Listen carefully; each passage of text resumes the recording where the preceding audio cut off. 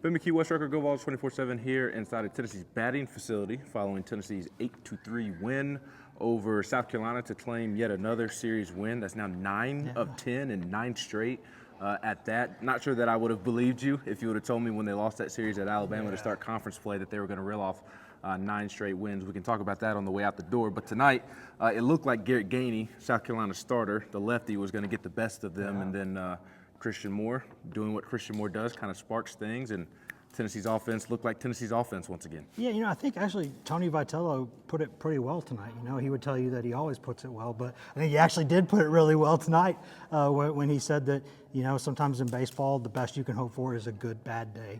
Yeah. And Tennessee, this was a good bad day. Like when you commit 4 errors and your opponent commits none, and you don't do anything for the first 5 innings of a game, you're probably not going to win that baseball game. Maybe unless you're the number 1 team in the country and you're just really, really good. And Christian Moore, Drew Beam does an unbelievable job to keep him in the game. And then Moore steps up, Superman 420 opposite way through the rain like it's nothing, and then on they go. Yeah, absolutely. We'll get to the offense in a second, but we'll stick with that defense. 4 errors on the night, which is a season high.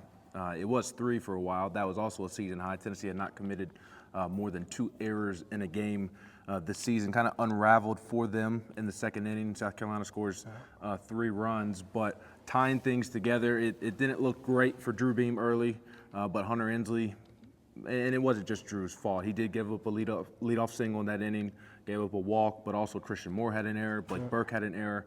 Eventually, after South Carolina does score 3 runs, Hunter Ensley makes a heck of a sliding catch at the warning track in right center.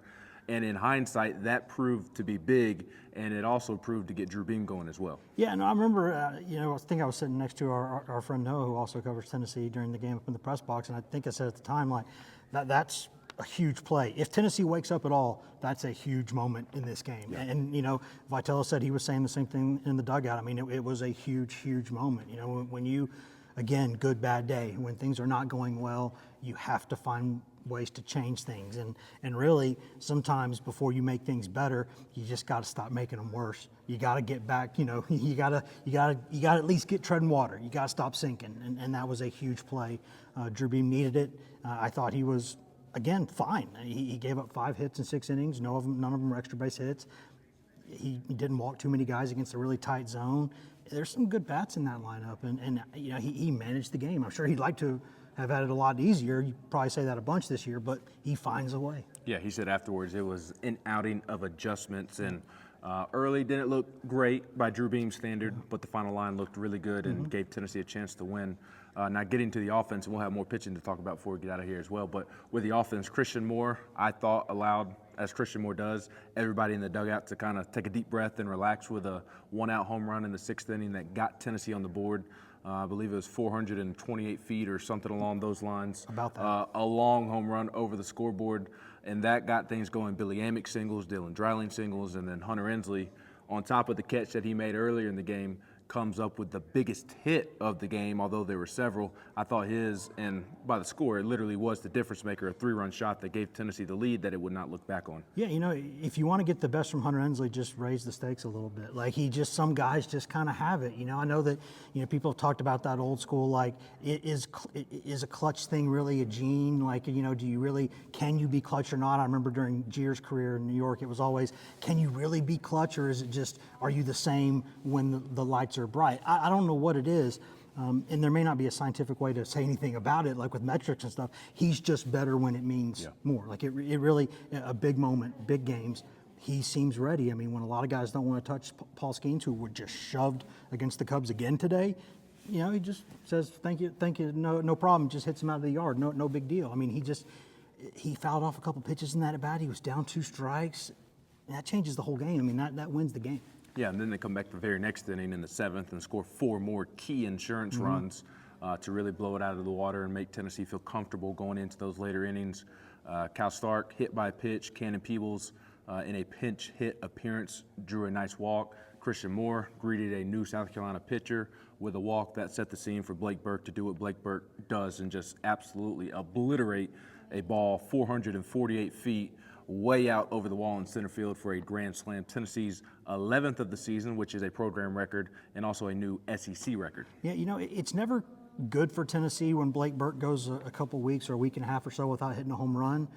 But the good thing is when he does hit one, it's must-see television. I mean, this guy, how you hit a ball, 450 feet, whatever it was, with a 21-degree launch angle. I suck at math, but I can tell you that most 21-degree launch angle home runs don't go near that far. I mean, that's like a DeChambeau almost kind of hit. I mean, that's just, I guess he hits it high, but regardless, he just drills baseballs when he is angry. And, he did a little bit of the WWE celebration there. He got to do the Blake Burke GIF, which every home run that he does creates. And I'm sure there'll be talk about that going into tomorrow. But you know what?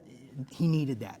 He needed that. Tennessee needed that. They really needed to get him and Tiers going, and both those guys have had a couple big moments. Absolutely. And what does not need to be lost in the shuffle of the offensive outburst, Andrew Binke getting back on track, who Tony Vitello said afterwards, that inning, which I believe was the 7th, Binke's inning of work, which Christian Moore helped him out with a great play at second base. That was the coach's favorite inning of the outing.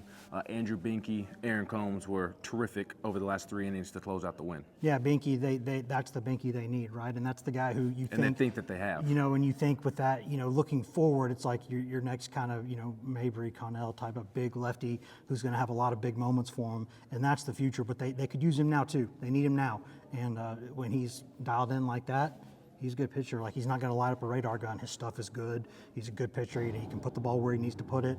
When he's on point, man, he's a nice pitcher. They really, really like him. When Vitello and those guys talk about a player as much as they talk about him, you know that they mean that, because they don't give compliments out lightly around here. And then Combs is nasty. I'm telling you, he's going to get to the show before a lot of guys who get drafted ahead of him. He's going to slide into a major league bullpen in a couple of years. I think he is. That's nasty stuff, man. It is. It's that simple. We've been saying it for all of SEC play now at this point. Lastly, last day of the regular season tomorrow, Tennessee going for a sweep over South Carolina, which, oh, by the way, over its in-division rival, and it is a rivalry series. Yeah. Tennessee has now won 5 straight SEC series over South Carolina, which is very impressive. So Tennessee going for the sweep of its in-division rival tomorrow. And also maybe winning an SEC championship. Yeah. We'll see what Kentucky does. Looked like Kentucky was going to close out a win tonight.